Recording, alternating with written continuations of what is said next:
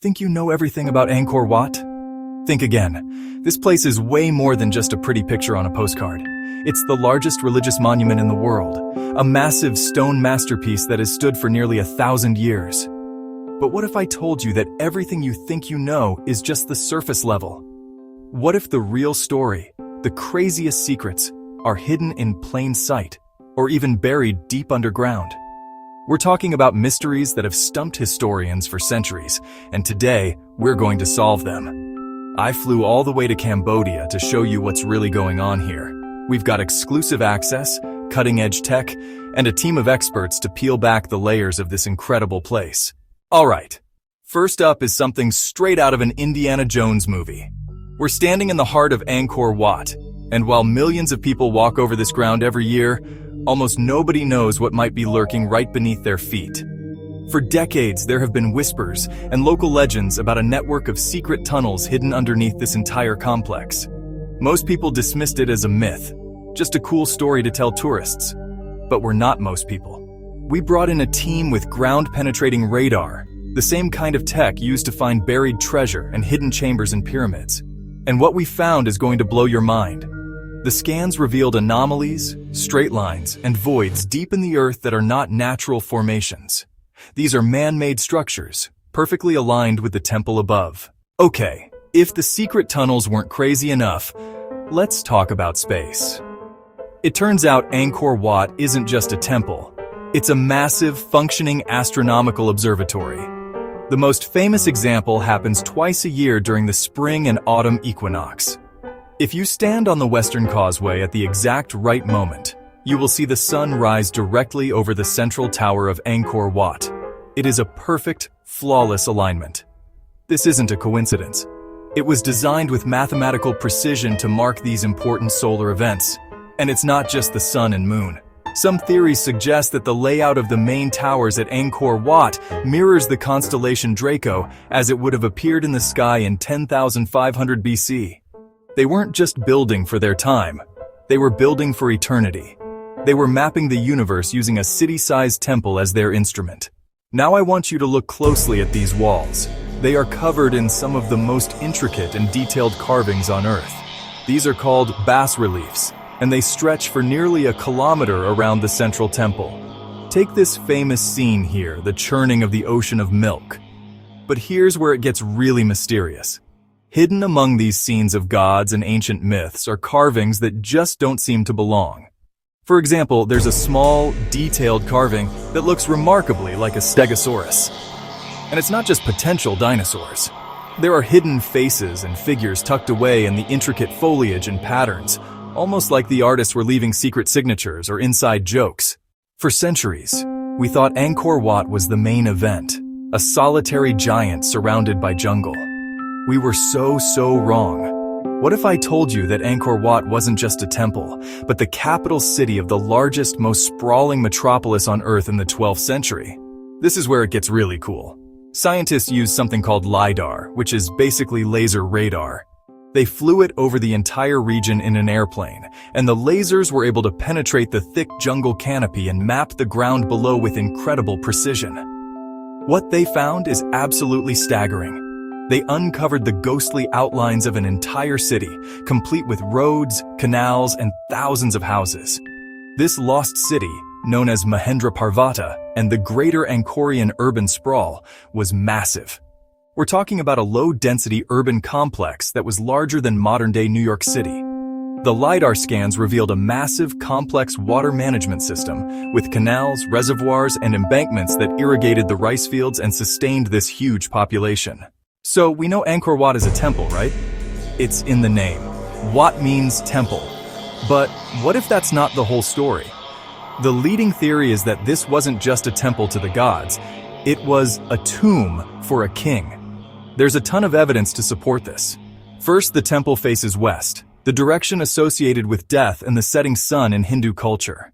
Second, the incredible bas-reliefs we talked about earlier, they are arranged in a counterclockwise direction.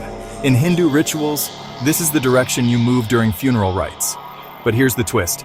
King Suryavarman II's body has never been found.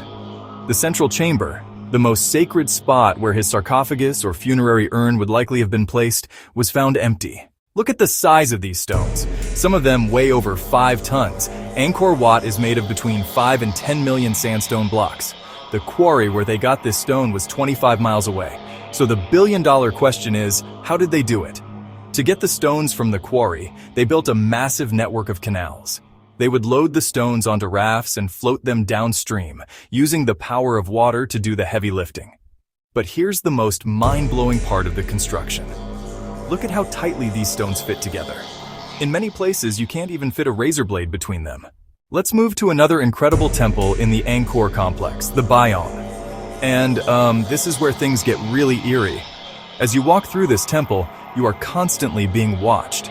From every direction, you are stared at by over 200 gigantic, serene, smiling stone faces, each one carved into the towers. Most scholars now believe that every single one of these faces is a portrait of the king who built the temple, Jayavarman VII. He had himself depicted as a god king, his benevolent, all-seeing gaze watching over his entire kingdom. But here is the real mystery, and it's a sad one. These faces are disappearing. A combination of acid rain, fungus, and natural erosion is causing the sandstone to crumble at an alarming rate. We've talked about the big, obvious carvings, but some of Angkor's most fascinating secrets are actually hidden in tiny, hard-to-see details. The Khmer people left inscriptions all over these temples. But there's another, more secret layer of writing hidden all over this complex. Some of these hidden messages appear to be notes from the construction workers themselves. Things like calculations for stone cutting, reminders of which crew was working on which section, or even just names and doodles left behind by the laborers. Finding these is like being a detective. Researchers have to use special imaging techniques like reflectance transformation imaging, which digitally manipulates light to reveal carvings that are invisible to the naked eye. They are literally uncovering lost words that have been sitting in plain sight, but unseen for centuries. Every picture of Angkor Wat shows its most iconic feature besides the towers, the massive moat that surrounds it. This thing is enormous. It's over 600 feet wide and stretches for more than 3 miles around the entire temple complex.